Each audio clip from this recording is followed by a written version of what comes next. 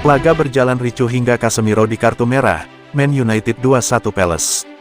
Manchester United berhasil memenangkan laga panas melawan Crystal Palace pada lanjutan Liga Premier Inggris 2022-2023 di Old Trafford, Sabtu, tanggal 4 Februari tahun 2023. MU menang 2-1 lewat gol Bruno Fernandes dan Marcus Rashford. Adapun Palace membalas satu saja lewat Jeffrey Schlupp. Laga berjalan panas. Gelandang MU Casemiro harus menerima kartu merah langsung saat ia terlibat keributan pada pertengahan babak kedua.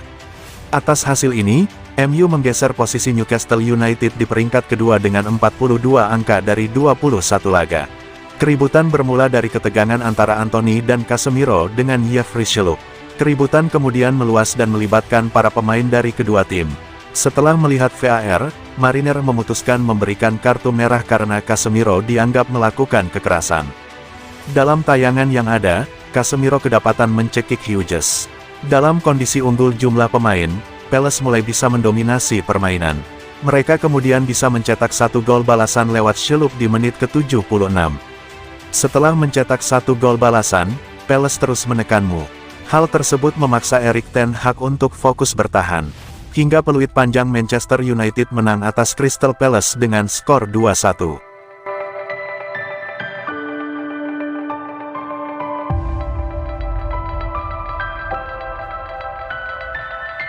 Hasil Manchester United versus Crystal Palace, skor 2-1.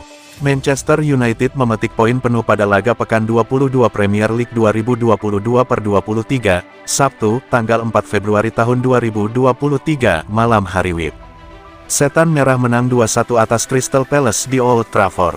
Manchester United meraih kemenangan berkat penalti Bruno Fernandes dan gol Marcus Rashford.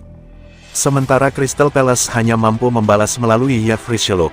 Tambahan 3 poin membuat Manchester United naik ke peringkat ketiga dengan koleksi 42 poin dari 21 laga.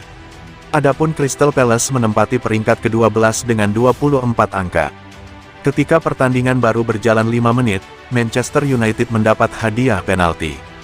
Wasit menunjuk titik putih karena Will Hughes handball di area penalti. Bruno Fernandes maju sebagai eksekutor penalti.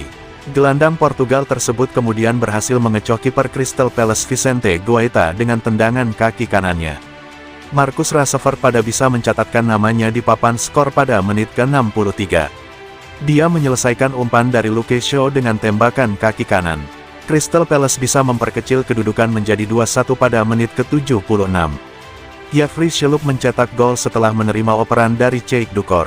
Tak ada gol tambahan yang tercipta di sisa waktu babak kedua.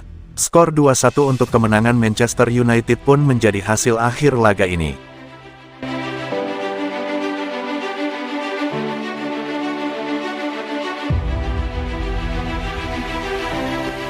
Sudah 90% kelar, Manchester United segera umumkan kontrak baru Alejandro Garnacho. Ada kabar baik datang bagi para penggemar Manchester United. Kontrak baru Alejandro Garnacho dilaporkan sudah hampir selesai dan akan diumumkan dalam waktu dekat ini. Sejak musim 2022-2023 digulirkan, Garnacho banyak jadi buah bibir. Di usianya yang sangat muda, dia berhasil menembus tim utama MU dan menunjukkan performa yang bagus. AS melaporkan bahwa fans MU bisa bernafas lega karena kontrak Garnacho dilaporkan sudah hampir selesai.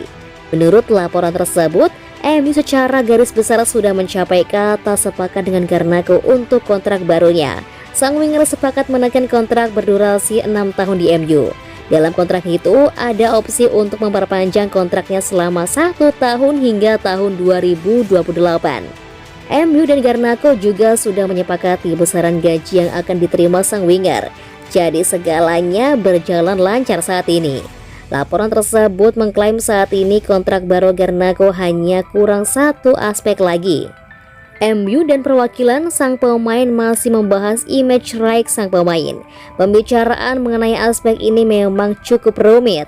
Namun, laporan tersebut mengklaim proses pembicaraan tersebut berjalan positif. Sehingga tidak lama lagi kontrak baru Garnacho kemungkinan sudah bisa diumumkan ke publik.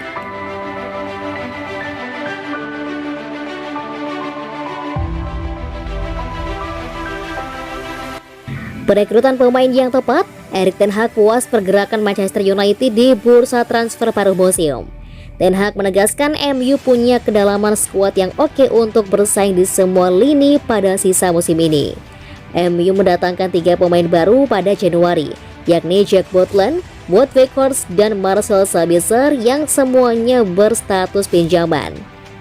Tim lain bersaing untuk tempat 4 besar di mana jauh lebih aktif di bursa transfer, dengan Chelsea memboyong 8 pemain dan pemimpin klasemen Arsenal merekrut 4 nama untuk membantu mereka merebut gelar.